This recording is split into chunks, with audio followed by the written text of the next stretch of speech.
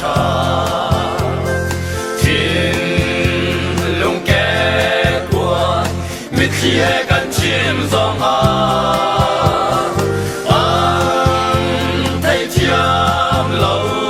đốt ta hồ anh thấy chiêm lâu thiên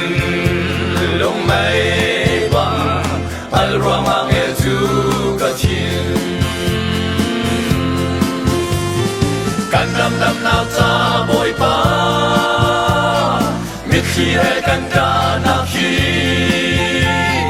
kan lek tham câu mu boi pa kan giang pha câu mu boi pa ti le ro lo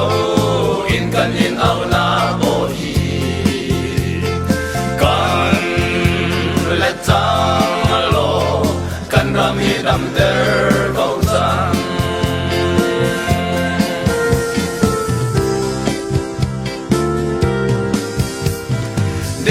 David ni na na quan lay lo cơ cầu na kan lê hàng tiếng in kan ao bên cô lại đi bang in kan đâm đâm na tiếng ra na kan lê hàng lâu kan in ao bên câu lại kan ram đâm nao ra bồi pa biết khi kan ra na khi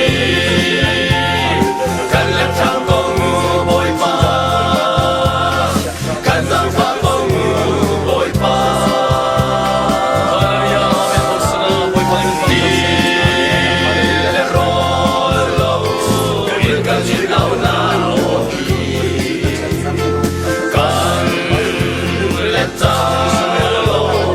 kan ram hi dam ter câu chang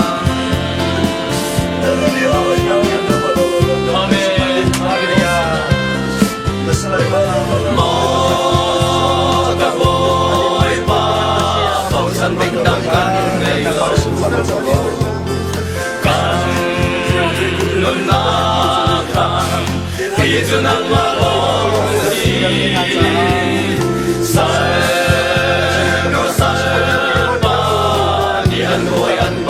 chân bằng càng yên bao chân càng làm đậm ra tiếng ra càng làm đậm nao ra bồi pa biết khi càng ra na khi càng lek tham câu mu bồi pa càng ra pha câu mu bồi pa